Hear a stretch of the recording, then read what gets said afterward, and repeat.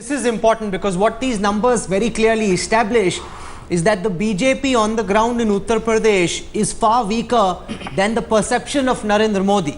So the BJP on the ground, individual candidates, the way people perceive workers, that opinion is much lesser than the opinion people have about Modi, sir.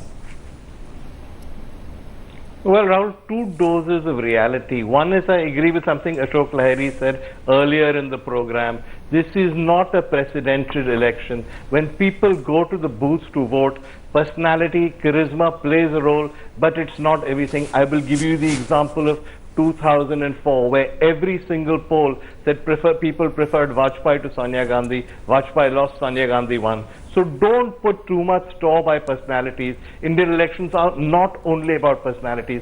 Second, I think we are tossing the term wave around too lightly. A wave is defined as a phenomenon when people forget their identities, people across caste, class, region, forget where they came from, they put other issues aside and they vote on the basis of a single factor, say hatred of the emergency, Indira Gandhi's charisma, a sympathy wave, whatever. What we are seeing in UP is nothing like that. We are not seeing a wave of that nature. What we are seeing is a transfer of a substantial chunk of the Congress vote, which is an aspirational vote that's leaving the Congress, which has given us a terrible government, and giving it and going to Modi, who people believe will give us a better government. It's as simple as that. Those are important points that you're making, but the one thing which is very clear, we can debate Modi as much as we want, but Mr. Manishankar Iyer, the reality is that the Congress's graph, looked at from any parameter, is sliding down to the bottom from 21 seats to 4 seats. Your vote share crashing across castes. We're seeing the Congress lose support. So very clearly the 2009 experiment of Rahul is being aborted and is not being carried forward. In 2009 we got those 21 seats primarily because Mulayam Singh Yadav took on board Kalyan Singh. So it had nothing to do with the Congress. So it had, as was proved in the elections, the assembly elections, our vote share, our position in Uttar Pradesh has hovered around 5, and therefore there is at least a reason in political strategy for us to see whether we can find some more friends in Uttar Pradesh. And I really therefore think that if with the Congress and the BSP divided, they can't get more than 20 seats more than they got in the last election. But what you forget... let me finish my argument. Of course. It shows that there is no way, will you just take that stupid word off your screen, there is no wave, there is a gentle lapping, and if certain political equations in Uttar Pradesh change, then even the lapping will stop. Even if the BJP gets 2 seats short of 272, I think the Congress party will still take great solace in that. No, but I think Mr. we won't Iyer, disappoint them. We will get where we need.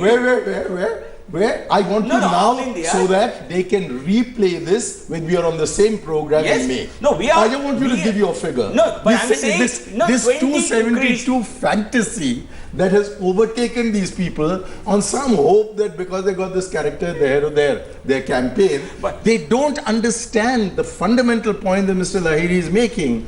This is a parliamentary election. It's fought in every constituency. This is an unusual election. Is a mathematical result. Look at 1 second, Rajasthan. Did the Congress party was expecting to form a government in December 2013? Okay. Really? So they were expecting to lose marginally. Ashok Lahiri wants to make a point. I also want to welcome to our program at this time Shazia Ilmi from the Aam Aadmi Party, and in a moment we are going to put out the figures for the Aam Aadmi Party and the impact they're having in Uttar Pradesh. With Mr. Lahiri first. Just since Mr. Iyer has talked about finding friends, I just did some number crunching. See, just as the Congress BSP marriage can be a very convenient marriage, and together they could have got 63 out of the 80 seats in 2009. If BSP and BJP were to combine, they would get 61. So now 3 months to go. I wonder whether that is a possibility, that for Javed and GVL to answer. Is it possible to have a marriage between BSP and BJP? After the elections, maybe. One of the reasons why she's not part of any... Yes. No, you see, this election, we see trappings of a wave. And this is one state where we want to maximize our tally. Whatever be your projections, we Mayawati are wants to confident. maximize her tally. Modi wants to maximize But there his is- tally, and we then see- flex muscles we after see- the election. we see Javed on the bhai, ground quick. indications of that. Rahul, my friend here is arguing it both ways. There's a tidal wave, and hence the BJP is doing so well. Yet when these numbers are thrown up that they're only getting to 20, then no, it's not about Modi. It's either about Modi or it's- not about it is Mr. Modi. Mr. Modi It can't who's be both pushing ways. the BJP tally. Okay. I have- Yeah.